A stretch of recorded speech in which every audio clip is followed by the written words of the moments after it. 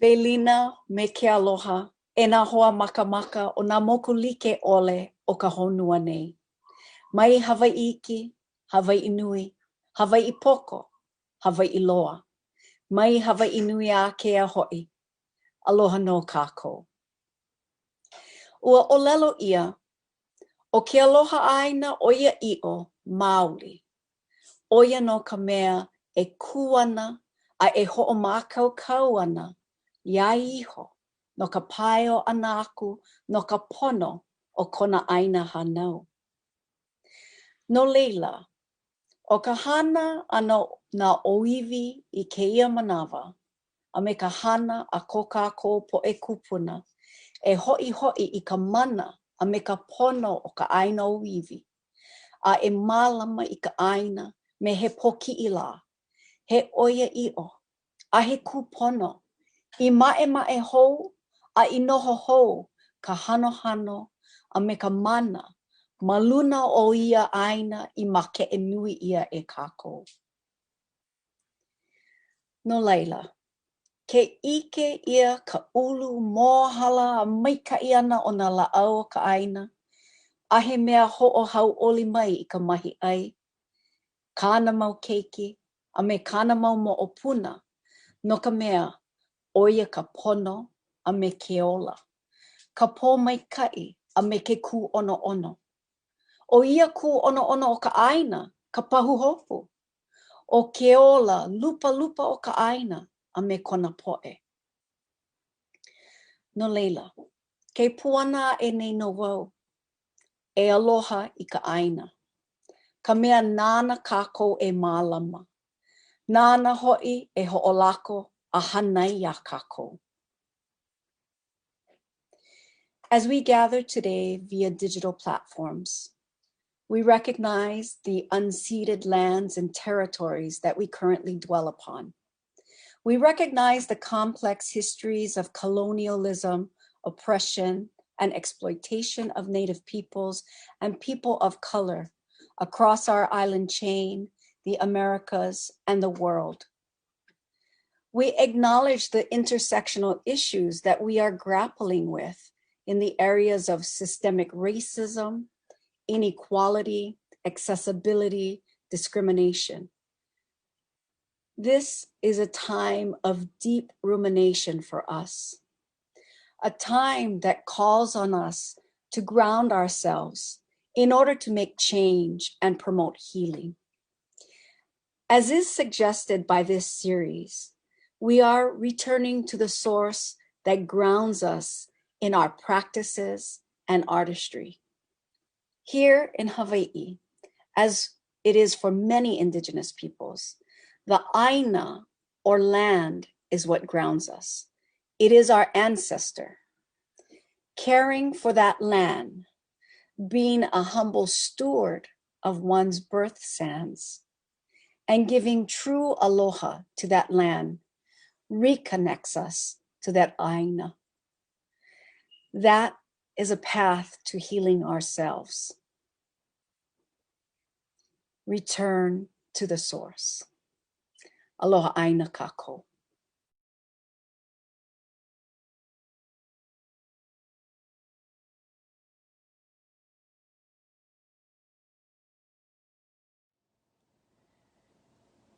Thank you so much, Hailey, for that wonderful introduction. Welcome, everybody. My name is Joan Osato, and I'm producing director at an organization in San Francisco called You Speaks. I'm also a proud board member of CAATA, who is bringing you this program tonight. Return to Our Stories features the artists who are coming to ConFest in May of 2022.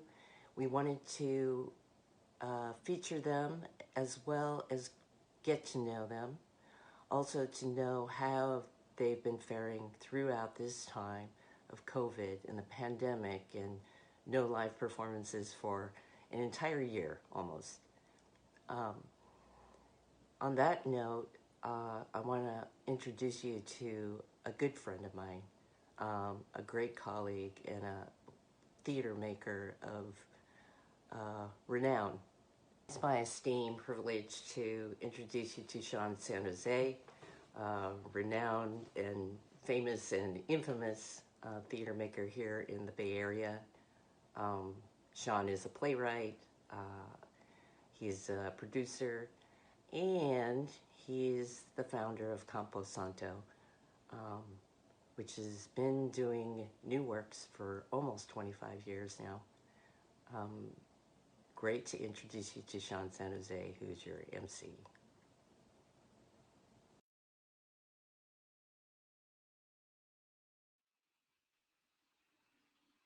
Great. Thank you so much. Thank you, Joni, my dear friend, my esteemed colleague, and mahalo, salamat. Thank you, Hailey, for the beautiful introduction and land acknowledgement. And welcome, World Wide Web Weebles. Thank you for joining us to CAATA, the Consortium of Asian American Theaters and Artists, to their fabulous ConFest, Return to the Source. We're going to be presenting to you three wonderful artists today, Jason Bayani, Susan Lieu, and Pratik Motwani. And though it is Return to the Source, and we are sadly unable to be together in that source, we will try and make best do at getting you close to these artists inside their heads and their hearts, and definitely their art. We wanted to share both their artistry and conversation with you, and also to get an insight into how they are living day-to-day art-wise and in the grander scale life-wise. So one of the things we wanted to start you with was this prompt from Joan Osato to the artist, was to describe in a short video form how you've been surviving, sustaining the shelter in place, the madness of the pandemic, everything, the insanity that's been revealed of this white supremacist country and beyond, and how you living, how you breathing, how you holding up. And we are we have these three artists, and we're doing it all around the world today. So it's going to be pretty fabulous. So it's either good afternoon or good evening, whatever it is. Get yourself a drink and enjoy your time with us. My name again is Sean San Jose. I'm reporting live from San Francisco, or San Pancho, aquí no más. We are on the land of the beautiful Ohlone, Miwok, and Pomo people out here. My preferred pronouns are any and all. Any and all pronouns that make you feel more comfortable make me feel more comfortable. So that's how I will do it. And I would like to ask you to settle in and try and see if we can get some human connection through this digital world as we hear these wonderful and moving stories from these three wonderful artists. So with that, here come the videos.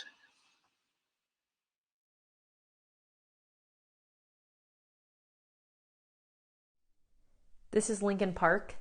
This is where my husband and I go when we want to feel free and get a change of scenery from just being at home all day. Lincoln Park is where the Vashon Ferry comes in and folks stand up paddleboard and sail, and it's where we can see the mountains. For me, the pandemic really came into clear view on March 29th at 8 p.m. I'm 41 weeks pregnant. My husband and I are on the highway. We're driving to the hospital to get induced.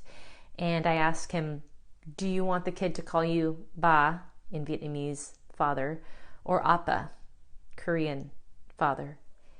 And he says Appa. He asks me, and I start to speak, but nothing's coming out of my mouth. And these tears just start coming down like so fast down my face. And I reach over for all the fast food napkins in our glove box, and it's not coming out. And the reason why it's not coming out is because I hadn't said the word ma, which means mother in Vietnamese, for 24 years since my mom died. And so during the pandemic, we've been trying to figure out, how do we have family when no family is around? How do I mother when my mom isn't around? How can I be really conscious when I'm triggered by my intergenerational trauma? How do we take care of ourselves with one of the biggest changes in our lives? And so self-care has been huge in terms of physical therapy, emotional therapy, couples therapy, and just trying to figure out how to be an artist during the pandemic.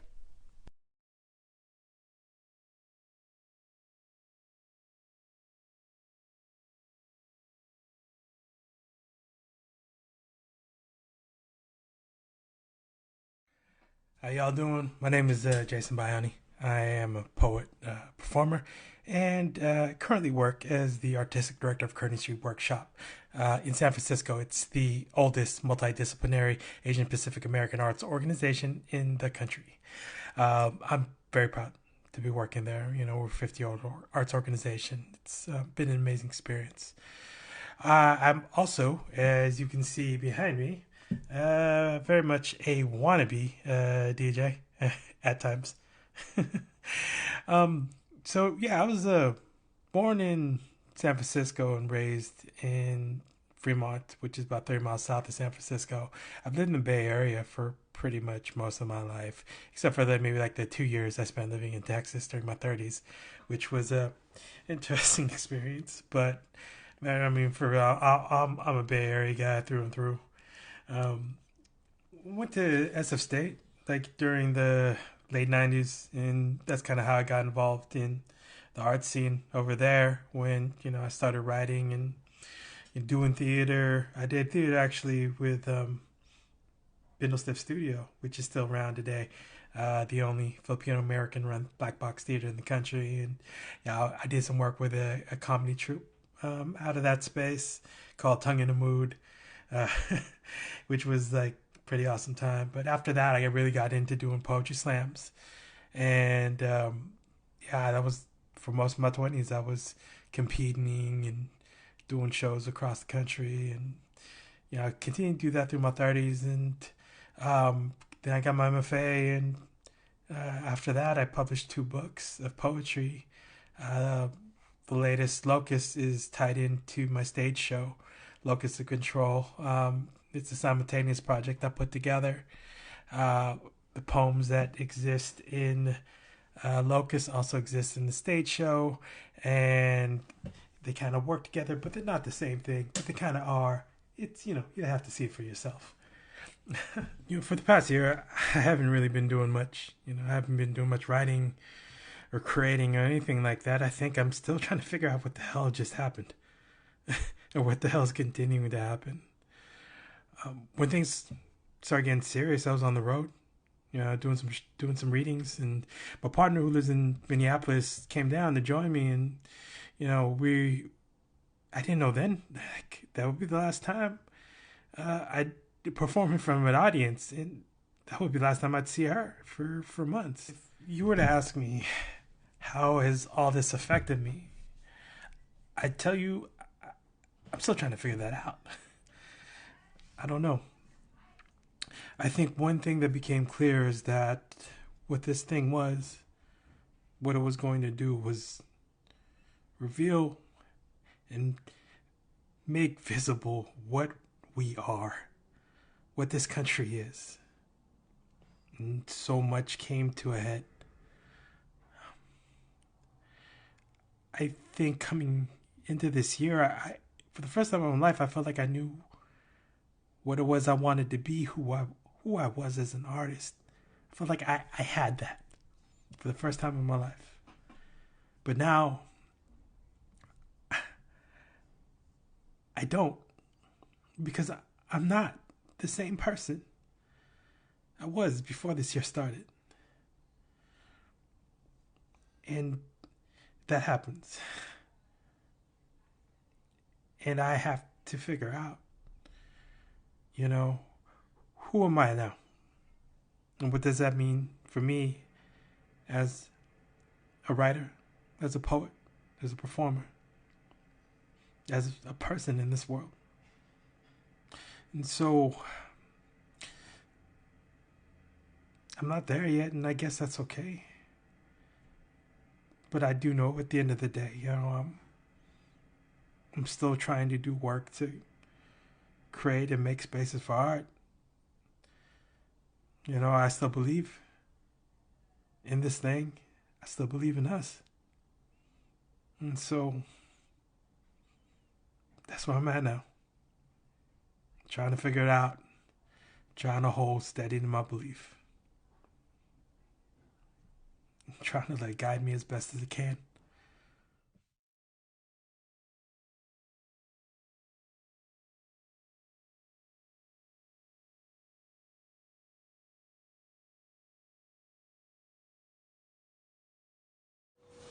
Hello everybody, my name is Pratik Motwani and I'm an actor, theatre maker and theatre educator that is primarily based in Northern California in a place called Blue Lake, which is the land of the Viot people, about 5 hours north of San Francisco. It's a beautiful place in the middle of nature. The redwood forests are right there, the Pacific Ocean is right there. Jurassic Park was shot there. So it's a beautiful place and I love being there. But that's not where I am today. Today, I find myself returned back to my source, which is Mumbai, India. I am in my childhood house, the house that I grew up in, the house that my parents live in, and this is the kitchen. This is the world's best kitchen because my mom cooks here. And this is literally the place where my mom has cooked all the delicious meals that have literally nourished me. This is the place where I learned how to cook. So what I'm making right now is some chai, because it's early in the morning here and the sun is risen outside the window. You probably might be able to see it in the reflection of my glasses here. But chai is something that I really, really miss when I am in the United States, because it's just not the same taste in the US. They make it with tea bags instead of tea leaves, and the milk is different. So you don't get the same taste. And also white people like to call it chai tea, which means tea, because chai means tea. So it's like saying, calling coffee, coffee, coffee, or a burger, burger, burger.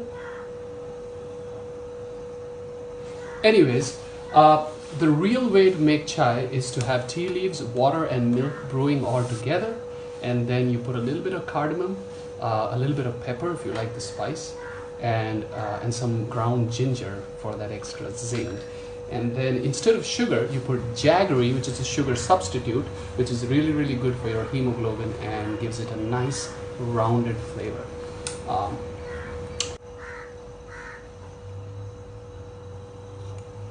So when the pandemic hit, I was in Blue Lake, California, and I got furloughed from my job.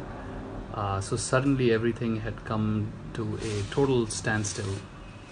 And the good thing was that I was in Blue Lake, which is close to the forest and the beach. So I spent a lot of time reconnecting with nature, which has been a positive aspect of this whole COVID situation. Later in November, my parents contracted COVID, so that was a really stressful time and kind of a wake-up call. I wanted to immediately catch a flight and come down here, but the doctors advised me not to because there's no point. I would not have been able to see them since they were isolated.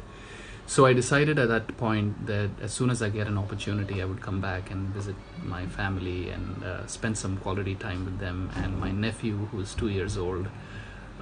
So I haven't gotten to pick him up yet because I'm on my second day here, and so I'm still quarantining. There he is, you can hear him.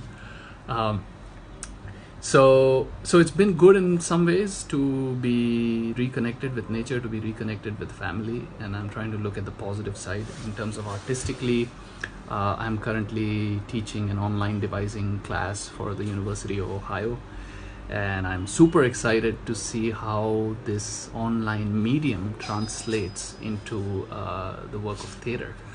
And so I think there are some really exciting possibilities with that. So I'm trying to look at the upside of everything. Other than that, I have also created a website with a character named No Show, who is a funny spiritual guru, a reincarnation of Osho, the Indian spiritual, very controversial Indian spiritual guru Osho. And through this website, noshowtalks.com, you can send in your queries, anything that is bothering you, anything that is concerning you during this quarantine that you may be seeking meaning for. You can send in those queries to No-Show, and he will send you a private video back. So that's been a really fun way to kind of interact with audiences that you don't even know, but they send you a question and you try to answer. You try to give them spiritual advice as this character. So check it out, noshowtalks.com. Yeah, other than that, I'm super excited for this event, and I look forward to meeting all the other panelists and the artists that are in this discussion, and I look forward to interacting with all of you live. So that's me.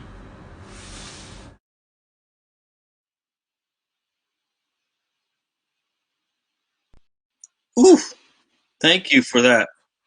That was beautiful. I don't care if it's the internet or we're all looking into our laptop. Somehow the humanity cracks through those three stories. Thank you so much for that, and beautifully compiled by Joan Osato. Thank you all again for joining CAATA, Consortium of Asian American Theater Artists, and HowlRound.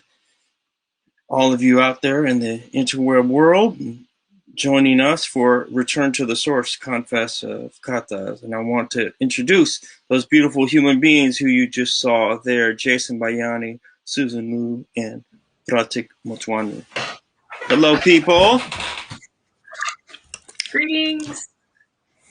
We don't know where to look, computer people out there, because as you know, on these fake live meetings, we're seeing like 8 versions of ourselves, and we're hearing like 3 versions in 2 different ears of ourselves either. So stick with us. We are going to get a real conversation out.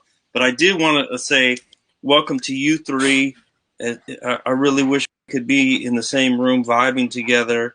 You all just brought such beautiful work to it, but just beautiful heart to it. I thank you for sharing that. That's, for me, that's really what I need the most, is some way to connect back to humanity and community. And you all did that beautifully in these short pieces. And we wanted to give you all out there in the world a sense of these people as people before we got into their work. And I just wanted to ask you three if you could share with us, just first of all, if you could all just introduce yourselves. We'll go alphabetically. Start with you, Jay. Yeah. Hello, my name is Jason Bayani. Is there anything else I should say for the intro? No, man, you do what you need to do. Okay, this is not a test. It's not a quiz. You passed with flying colors. I didn't know if we had like a check-in question or something. I'm used to check-in questions. Jason hosts too many events. Wonderful. Me and Jason are in the same area out here, but we never get to see each other live. So good to see you, even in the computer world. And lovely. Thank you again, Susan, for your beautiful piece and sharing your family like that. And please introduce yourself. Thank you. My name's Susan Lieu. I'm a Vietnamese-American playwright, producer, and performer. And you had a glimpse of my 10-year-old son named Art. Not short for anything, just the concept. I am based out of Seattle, Washington. Wonderful, wonderful. That was beautiful. And all on the other side of the world in Mumbai, Pratik with the very enticing chai demonstration there. My friend, would you introduce yourself?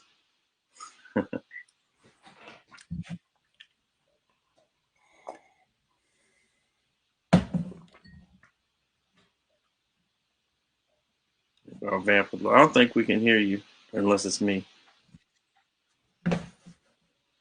Anyone here? Hello, can you hear me now? Yes, sir. Mic test. 1 2 1 2. There we go. Cool. Okay, good. Hi, everybody. My name is Pratik Motwani, and as pointed out, I'm right now in Mumbai, India. In my house, in my home with my parents. But I'm based in Bologna, which is 5 hours north of San Francisco. And I'm an actor, theater maker, theater educator, and I'm super excited to be here and looking forward to this conversation. Yeah, beautiful. It was so great too, in that short glimpse of you all, that you both touched on how you're doing day to day, but also you reached inside of your hearts, but also your family lives, which I think is the thing that so many of us are suffering through or holding on to. And I was wondering, you three could respond to this, has there been any familial or cultural touchstones, if you will, that you've clung tight to or remembered during this time to survive or to sustain yourself during this tumultuous time? And if so, having that in place, has it helped you hold on to a vision of what you want to do with your storytelling? So what forms do you see your storytelling taking on once we get through this dark period? And anyone jump in. Let's just have a conversation here. Well, I mean, for me, it's like the pandemic, we have so much time. And so I think for the longest time, I was like, oh, I can't speak Vietnamese to my kid. Like, my Vietnamese sucks, like I don't know it so well, but I kind of don't have an excuse now. Like, I have all the time in the world. I could use Google Translate. And so now I've been really trying, as I'm thinking about motherhood, I'm trying to actively speak Vietnamese to my kid every single day, because now I'm the authority in the house all of a sudden on Vietnamese. And so that's been really great to really tie me back to this language and words that I haven't used for so long. And it's like activating different memories in my brain. And that's getting me really excited because I'm working on a memoir right now. So it's just been so interesting because like all the excuses I always said I had, I don't really have a time constraint anymore. So that's been a big wake up call. Wonderful. That's beautiful. lucky art there.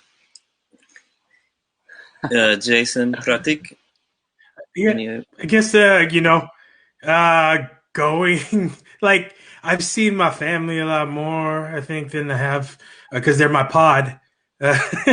Like, pretty much. I mean, my parents and my brother, right before the pandemic, he was living in Thailand with his new wife and new kid, and they moved back here, and they're living with my parents. So I'm sure, like, before all this happened, like, my parents really wanted me to come every week.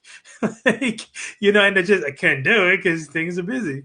But, like, this whole time I've been going pretty much every week because just like, to help out and, and just like to be around people.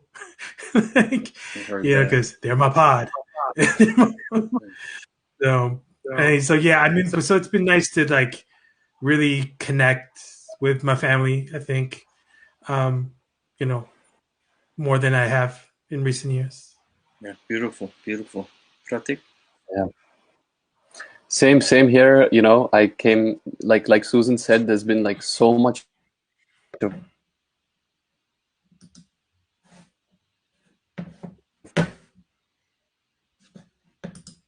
A little slowed up time kind of connecting with nature. In terms of cultural touchstones, I started reading a lot again, which was really great because I had time on hand, and I reread the Bhagavad Gita, which is a philosophical kind of Indian philosophical text, and that really kept me grounded during this quarantine and gave me some perspective on things. And so that I really cherished that because I could really.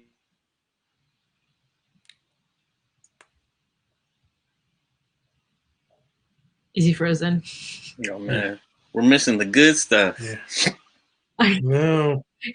And the treasure is inside the. It's a multiple choice here. Yeah. This is Zoom life for you. Yeah. But I think. Oh, there you are.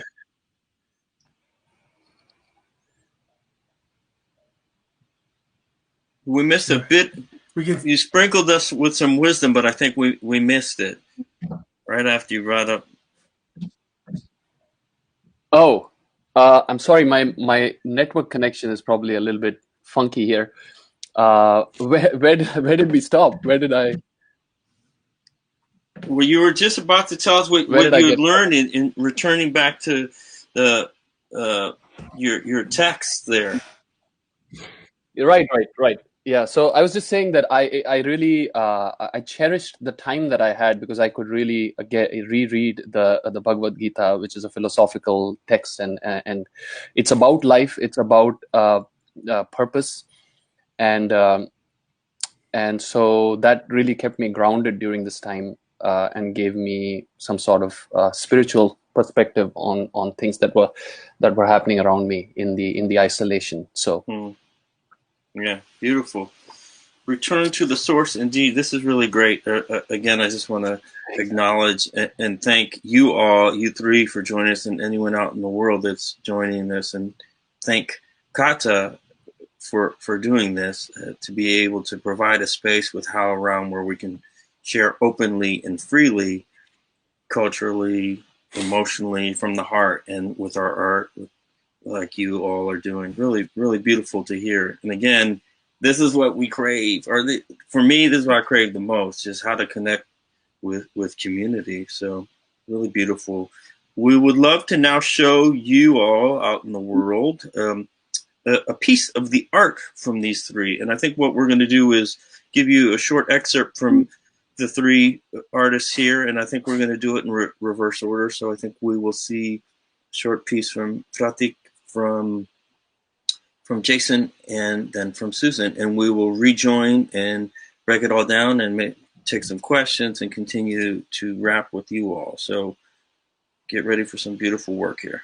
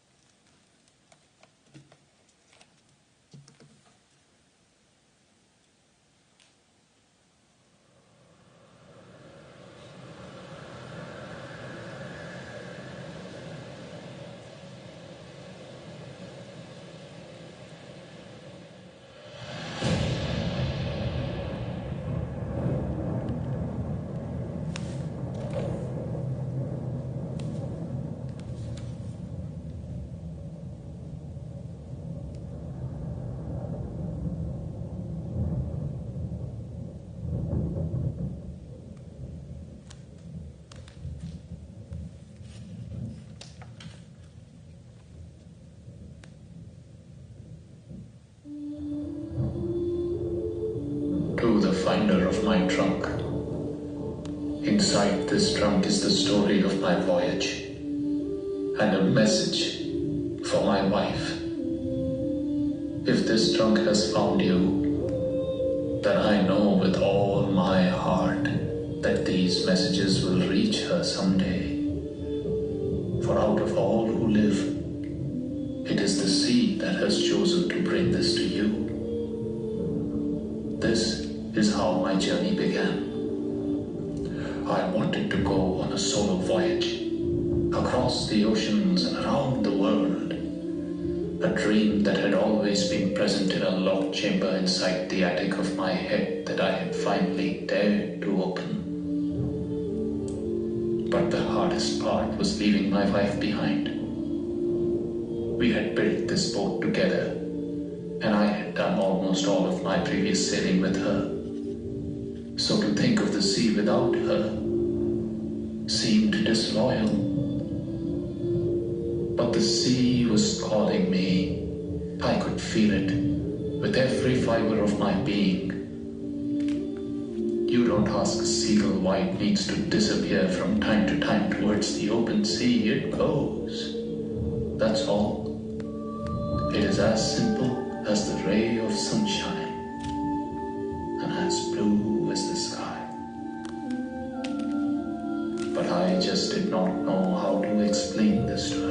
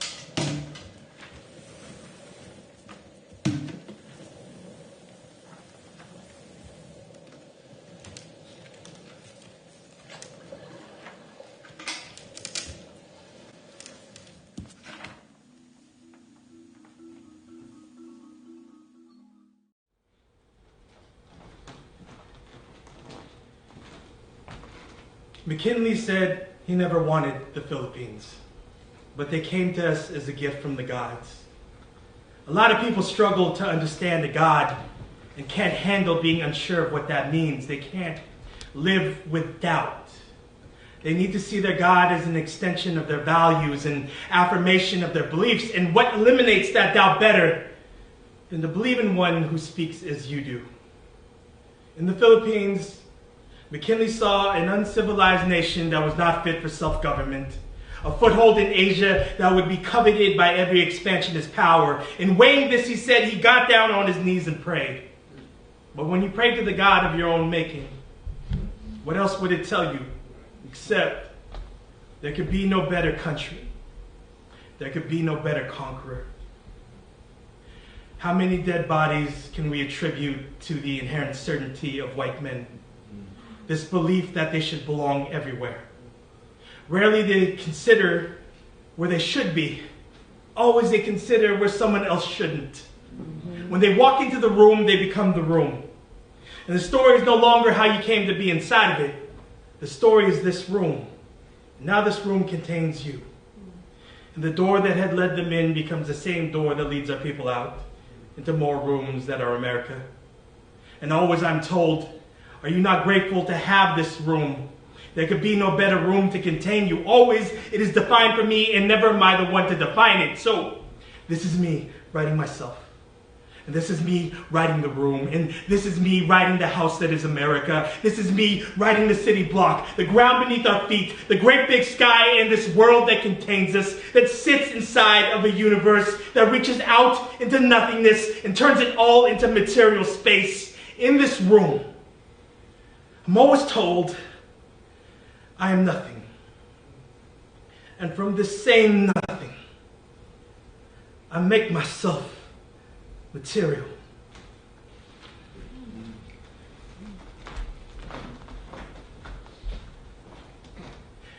There are few songs in Tagalog more beloved than Dahil Sa'yo.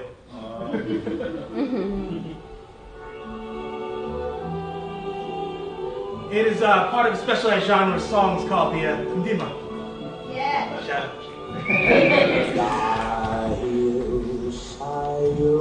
Roughly translated, it means because of you.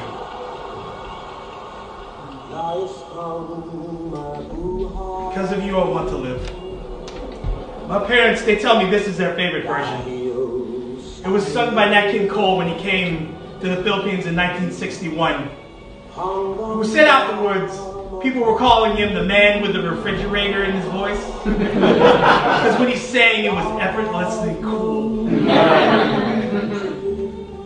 During Spanish colonization, Filipinos were prevented from outward displays of cultural pride. So sometimes they would mask these sentiments, their love of their people in the land, inside of something like a kundiman. They mask it in this song of devotion to romantic love. And in this we know love is both amorous and revolutionary. How easily Nat King Cole dove into this tune. A man who once vocally rebuked attempts by his community to make him take a political stand. Who came to know what every person of color who makes art in America comes to know. Our bodies are politicized. And so will be everything these bodies make. Even in a love song, there's no escape.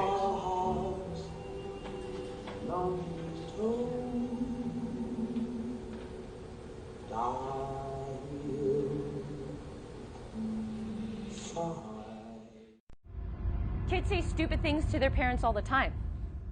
What I didn't realize was that Friday, September 27th, 1996, was the last day I would ever see my mom. That morning, she went in for plastic surgery, a tummy tuck, the narrowing of her nostrils, and a chin implant, and figured she'd be home the next day with her beautiful new body. You know, Susan, people deal with death in all different ways. Have you considered a therapist? I'm trying to avenge my mom's death here. I really think this could be it. I'm a size 8 and I'm married up because he's Korean! The gold standard for Asian hotness. Oh, shit. Thank you for coming all the way from Rwanda. I love the Vitamix. I'm definitely going to use it. Hong, what's happening? Oh, Ma? Is that you? Last year, I retraced the steps of my mom's last day following the same exact schedule. I woke up at 5 a.m. and drove to the plastic surgery clinic. Merry Christmas, you filthy animals! Auntie Susan doesn't believe in toys, so you get a savings bond, you get a savings bond, you get a savings bond. Okay. Want some? You had this the whole time? You can reach them at 1-800-DEP-U-E. That's 1-800. Pretty as you wish. And the #1 customers for plastic surgery amongst the Vietnamese? Nail salon workers. How come you only want to talk about sad thing? Why not happy thing? I'm just trying to find out the truth. The truth? You only focus on how she died. Why not how hard she worked? 6-7 days a week? All the weekend? She do everything for you. Regular ticket, 1 try. Guaranteed ticket, all you can try. And she tried many times. For 1 month, we wait. Bà con ơi, vô đi! Bà con ơi, vô đi! Remember how you always used to invite us to go out and play and we always want to stay back and work? Well, come back and we're going to play one last time. This Christmas, we can go to Reno and play that stupid game you like, Keno. And we can use all your winnings for the all-you-can-eat buffet. For the family. Okay. You eat all my food, you make me cry, now you go home. Trời ơi. I grab our 3-foot-long Hello Kitty doll, I throw her on the couch, I beat the shit out of her saying, this is what you do to me when you say I'm too fat. We meet in 73, during the war. The first thing I ever gave your mom was crabs. Excuse me? In Vietnam, when you give women crab, she won't marry you. And it would be really great if you could make it more obvious when you're around, but don't do anything creepy like write on a steamy mirror or anything. Don't cover up the story. Don't cover up the story. Don't cover up the story. I'll have the chicken feet. No, too fatty. How about the shrimp dumplings steam? Good for you. You died from a tummy tuck and now you're telling me what I can and can't eat? I steal your mom. And I see everything. And I see when you're smoking a pot, you get all the high. Then you eat 1 bag potato chip and then you said you cannot wear bikini. And cut the avenge my mom stuff. Not cute. I don't like. When you're a little girl, what did you want to be when you grew up? What did you love about me? Does it make you feel sad when I hate my body too? When I light incense for you and ask you for help, does it really work? How would I know for sure? If I have a girl, how do I make her love her body? When can you hold me again? I come from a family of hustlers, spirit channelers, and survivors, and I'm not going to let one negligent man control my destiny or my mother's story. I'm 140 pounds. She was 140 pounds, and so much more.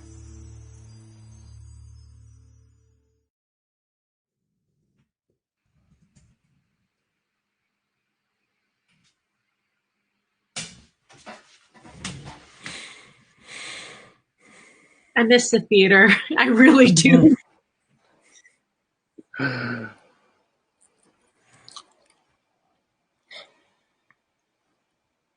Man, I was giving you so much praise right there, people. My muted praise. So I was just saying that was just so deep. It was too deep. And whoever said theater is dead is tripping, or certainly has the wrong channels on, because it's alive and well right here. Right. HowlRound and CAATA right now. Return to the source. You 3. Wow, beautiful, just beautiful work. And what better representation of returning to the source than what those stories are doing, those journeys that are happening in there. And I guess I just throw out to you first again, praise up to all three of you. Just beautiful work, just honest and artful and so heartfelt, and all of the things we miss. But two, in a situation like this, when you're so clearly following family lineage, cultural ways, and, you know, we were sharing a little bit in the chat how we interact with an audience. So much of your work is so clearly culturally driven, obviously, community, focused. So going forward, now that we're slowly creeping out of this hell that this country inexplicably put us through, how do you envision ways your work, yourselves, your lives, your heart is going to exist in your storytelling going forward? Whether that's what format you're going to use or what kind of stories you're going to use. Any of you have thoughts on that, or can you envision what it could look like in this coming chapter?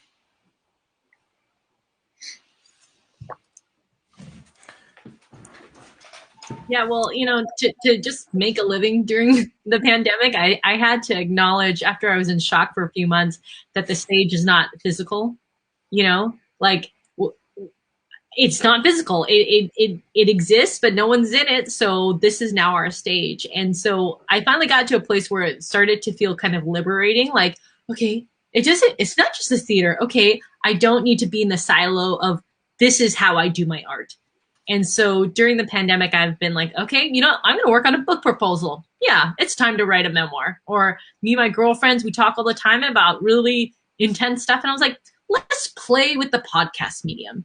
And then I'll do virtual screenings because, like, mama got to make money. So, it's like it has been this forcing function for me to do all these projects I've been meaning to do. And I think when we come out of this, we're going to see that our audience is not geography based. It's not physically based. And yes, I love the physical audience so much, but I don't have to be attached to that anymore, which also means this ability to grow your audience on a national and global scale, because I sense that we're always going to be documenting things and streaming things moving forward. Yeah, beautiful. I'm with you all the way. Pratik, Jason, you have immediate thoughts on that or anything for yourself? Yeah. I think I'm looking forward to finding out, I think a lot of what's happened over the last year, and I think, I talked about this in the intro too, but like, I had to kind of like reshift. Like, I think, who I am, because like, a lot of the things I was doing even before, just as far as even just behaviors and the way that I approached like life was more, I guess, I felt, in a lot of ways more kind of it's like I was always just going. In a lot of ways, that's a bit more destructive. And I think during this pandemic, you start feeling like, what do you want to see for your community? What do you want to see for yourself? And, the thing that always stuck with me is this idea of survival. I want to see us thrive and I want to see us survive. And if that's what I believe I want to see, then that has to start with myself. So, I don't think I've got to that point to get back to my work, because I've been working on being a version of me that is looking at survival and looking at like, a lot of the things I was doing, the behaviors that were more destructive before, I'm not doing as much anymore, and trying to shift my thinking towards that. So what will, I'm excited to see what would my art look like, in that mindset, of one that looks at survival for us, and and looks at us in a position to thrive. And I love so we'll that. see. Yeah. All power to the people, baby. Yeah, it's interesting with the Zoom thing and with this virtual kind of thing. What has happened is that I've noticed that I've been able to actually be more connected to people now than I was earlier. because you hop on a Zoom call and you see people. So it's been really great in that sense. It's been the barriers of conferences or who can attend and who can't attend in some ways has been taken off. You don't have to pay for a flight ticket to go and have a meaningful conversation. You can have it on Zoom in a conference. So I hope that those things stay as we move into when we move into three-dimensional space. But yes, through the thing. But in terms of making theater, it's kind of a conundrum because I primarily work with space as a physical actor, like three-dimensional space, and so how do you create that on this flat screen is a challenge. It's really tough. But I also feel like there is something about this format that can connect us in a different way, and we can have a I don't even want to call it a theatrical encounter, but a story, a story-based encounter or a story sharing encounter through this format, which people are exploring, and I'm pretty excited about that. I think we are in the infancy stage of that, but there could be something really wonderful that comes out of it, and then both can coexist. That's my hope. That's my dream, but we'll see. Yeah, I love what all three of you are saying, just also in terms of the form. I mean, we're also come from a world of storytellers, rooted in storytelling, basic storytelling. The idea, the premise of theater is so stripped down anyway, I think appropriately so. Return to the source in another way, that way too. I just kind of roll my eyes when I hear all this. I get it in terms of economy and these places that have built up structures that make it, but they built these structures that make their upkeep more expensive than those of us that are broke and don't have nothing anyway. So maybe they're experiencing the problem, but I think in some ways, the more of the bullshit that we're stripping away, in addition to also being confronted with some challenges, we can seize, eyes on the prize. We can still seize the gold, touch the fire still. And it's so clear when you watch a clip, like the 3 clips that we saw, that the fire is still alive. The fire will be reignited very, very easily. I'm hoping too something similar that you were saying, Jason, about survival too, and how the three of you feel about that. What's great about having this conversation, at ConFest, and what's inside of those words, Consortium of Asian American Theater and Artists, on how around here, so it's all theater people, but it's very clearly, it's cultural based. So I wonder, how can we coalition build? How can we parlay collaborations at this point? How can we do something? And I'm using Jason specifically because we're both Bay Heads, but where we are dancing with the civic life and the cultural life together, so that you're doing a reading, but you're doing it alongside, a strike or, something like that. How are you all feeling in terms of the larger vision of community and cultural building, and with affirmation from something like CAATA asking you to be part of Return to the Source? Does that spark inspiration as well as affirmation?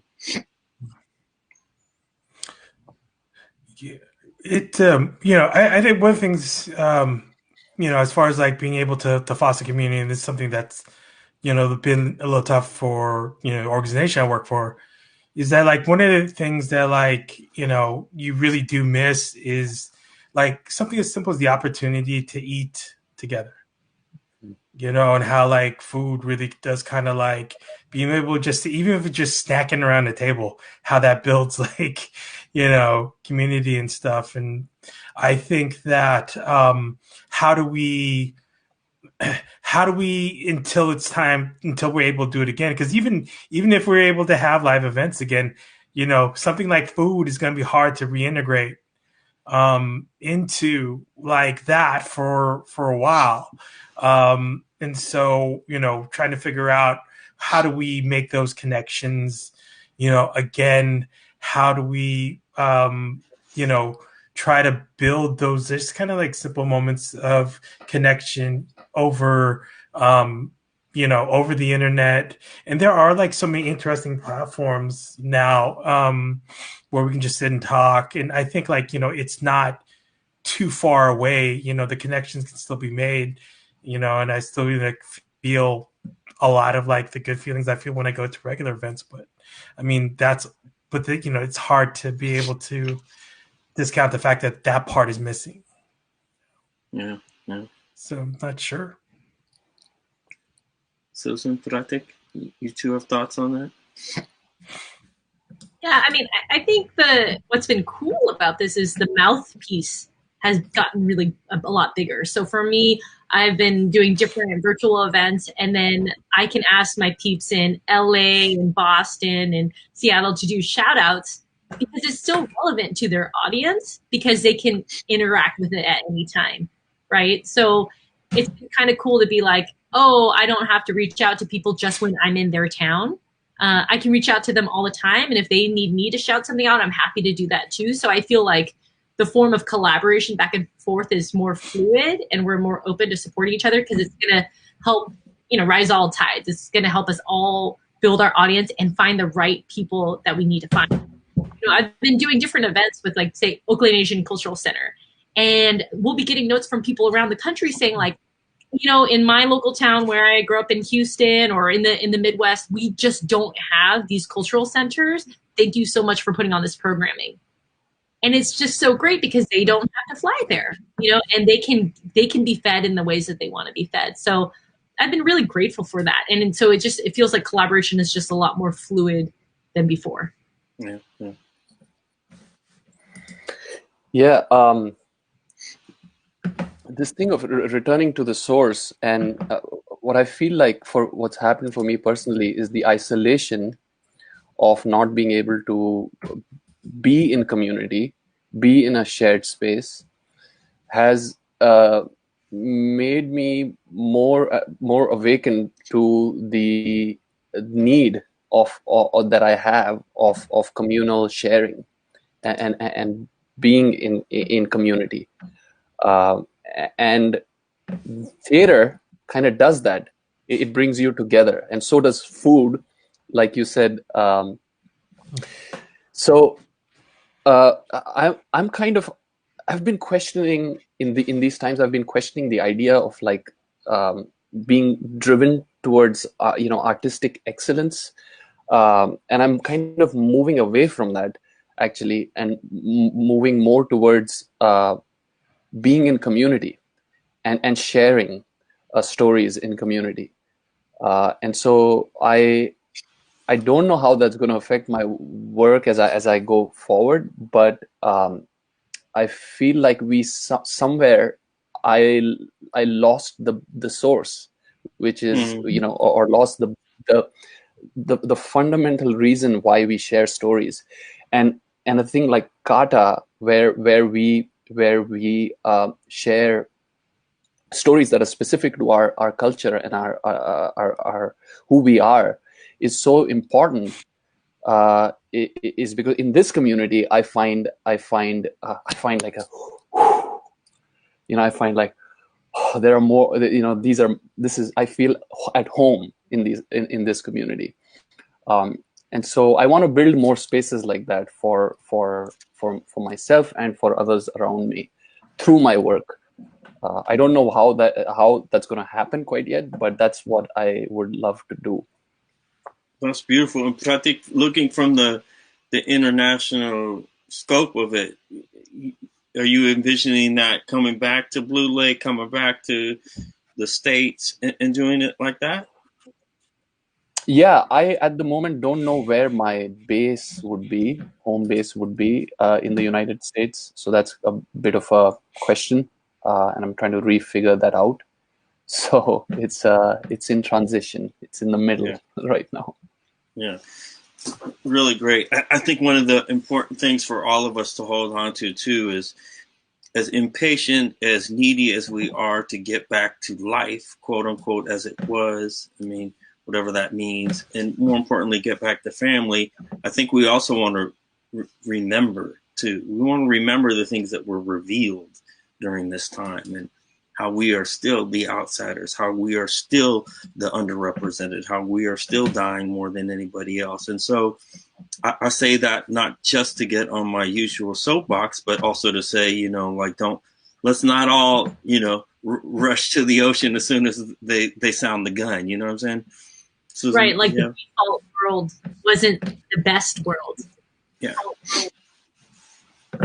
Yeah. I have a deep friend, Ellen Sebastian Chang, and she was just reminding me yesterday too. You know, she said, you know, return to what?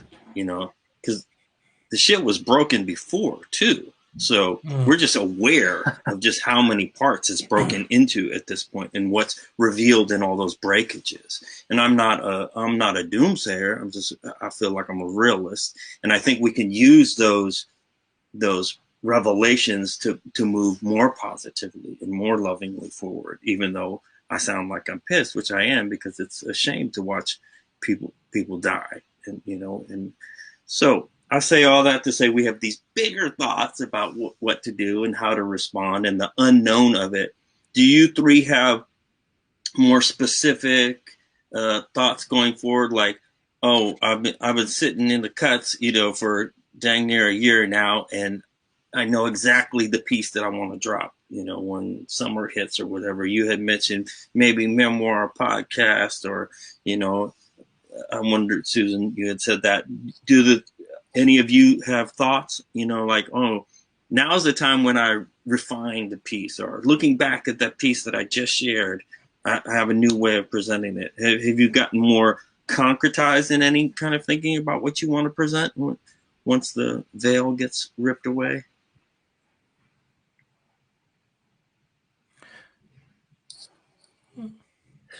One thing that I'm really excited about actually is it's not post this period, it's during this period, however long this lasts, is to see how kind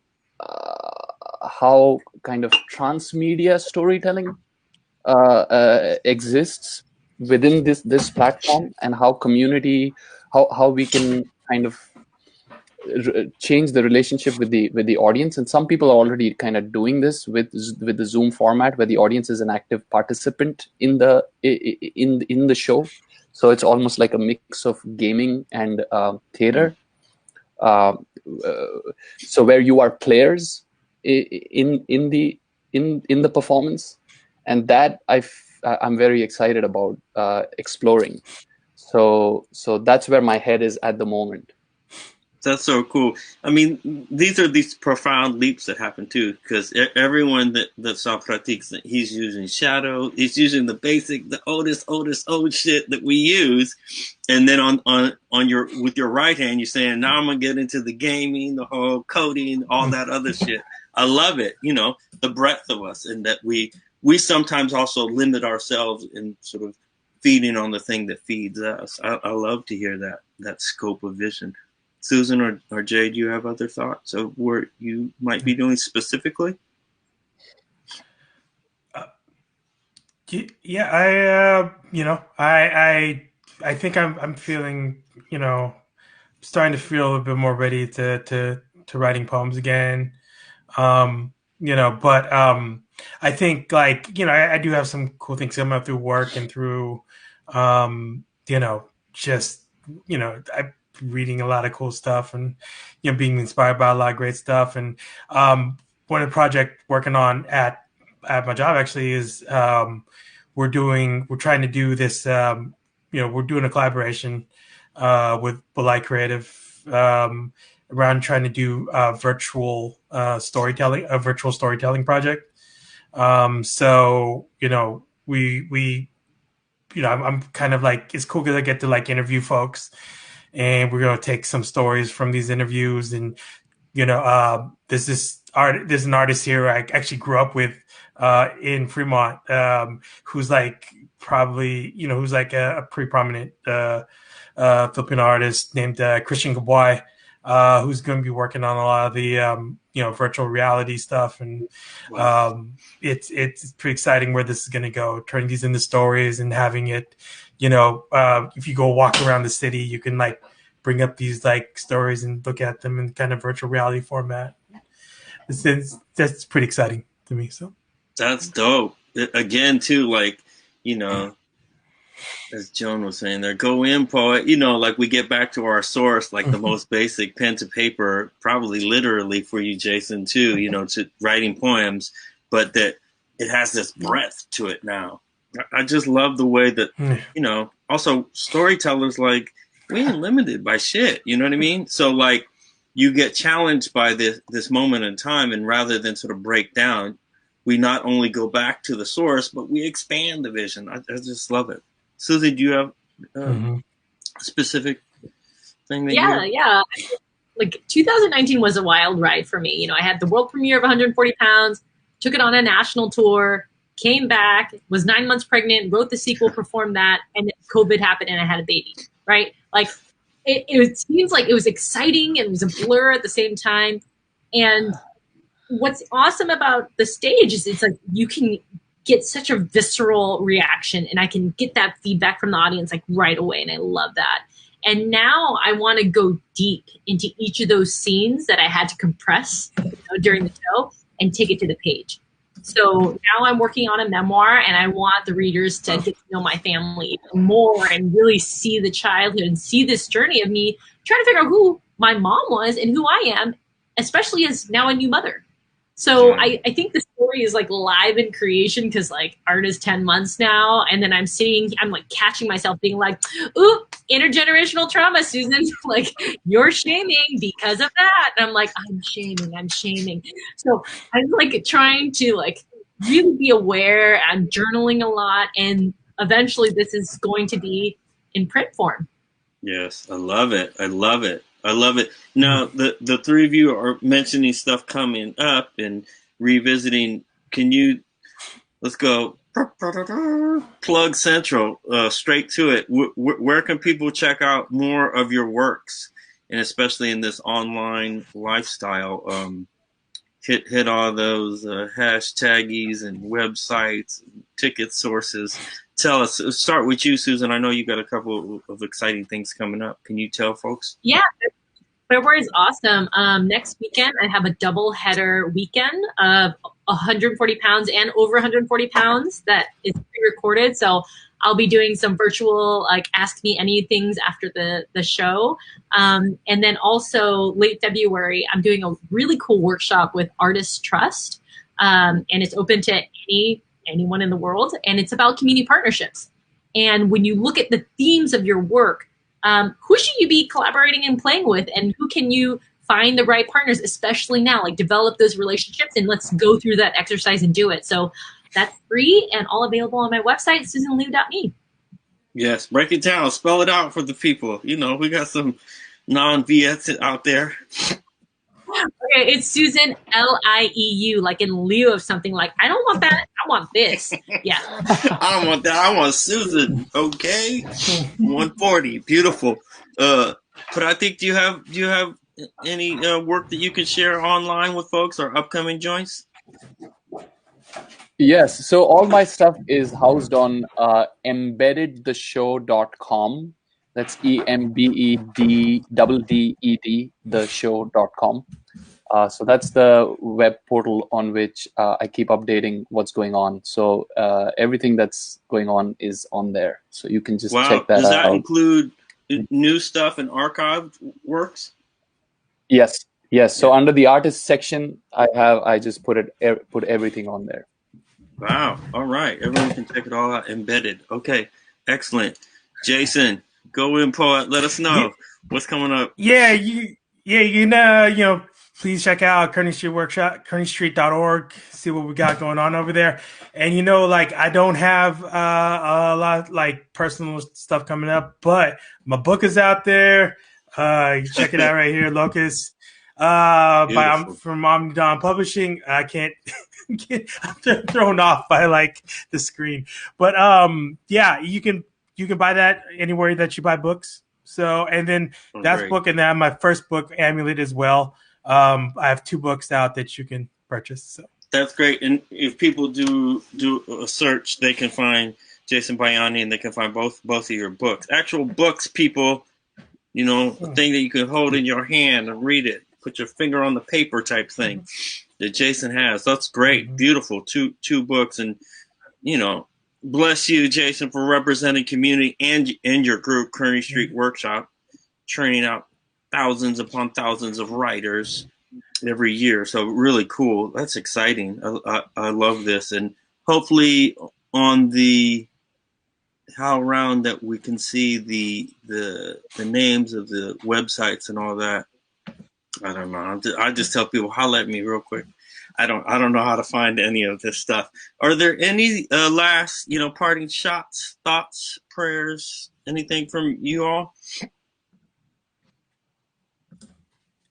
I just want to say, during the pandemic, it's just things have just been stripped away, right? Your friends and your family and your habits and your favorite things. And it's like going back to return to the sources. The question is well, then who are you? And when we go back to the post-COVID world, how are you going to uphold that and honor that? Because I think focus for me personally is so hard. I get so distracted and so excited after every shiny thing. And I think the question is what, like you said earlier, Sean, is what are we learning? And then how are we going to just deepen that and manifest that so that we are doing these things that of the person that we really hope we are, right? So I'm saying that out loud as a reminder of myself. Yeah. I love that. That's beautiful. I wanna remember that and hear that back. Jason, Pratik? Last thoughts? Yes, sir. Yeah, I mean, I think to just, go back to what you were saying before, we shouldn't ever have wanted to go back to normal. I think this is an opportunity, to come out of this something different, or to point ourselves towards, a different us. A different conception of the world, what we can be. Let's go there. I like that. Pratik? I'm just echoing what Susan and Jason said. I mean, they articulated it so well. Yeah. Beautiful. And if people have lingering questions or follow-ups, you can always reach out to CAATA, info at CAATA, CAATA.net, N-E-T. And the great thing about doing this with CAATA and HowlRound, I mean, fuck it, TV, HowlRound got the good stuff for you every day of the week that you can click on and watch and feed your brain and your creativity. They have more content than I can keep up with. And this will be part of that online there at HowlRound. So this has been just wonderful. Thank you, people. Thank you, Susan, Jason, and Pratik. And thank you, Joan Osato, for inviting me, cuss words and all. And I want to thank Maximiliano for running the show here. And thank you, Ariel. And thank you, everyone that made this possible. And those of you who hung on in there with us out there in the virtual world. And check out these people's work. And next year, get ready for Hawaii, people, because Return to the Source is going back to the source, okay? And I think we take it away now and send it back for some final thank yous from CAATA. Peace. Wow. I wanted to thank you all for joining us for this afternoon, this evening, this morning, wherever you are in the world. Special thanks to Sean for such a wonderful interview and introduction. Susan, Jason, Pratik, you're amazing. It was really moving. I wanted to also not forget to thank our many funders for this program, which includes the New England Foundation for the Arts, thank you, the Ford Foundation, the Doris Duke Charitable Foundation, and the National Endowment for the Arts. So if you want to learn more, there are some slides and some QR codes where you can donate if you feel so disposed to. We hope you want to become a member and support us as we go towards the organizing for ConFest May 2022. A special today is that if you really wanted to learn the recipe for Pratik's mom's chai recipe, please donate today or when you see this program, and just write chai chai in the memo. Thank you for joining us. We will see you next time.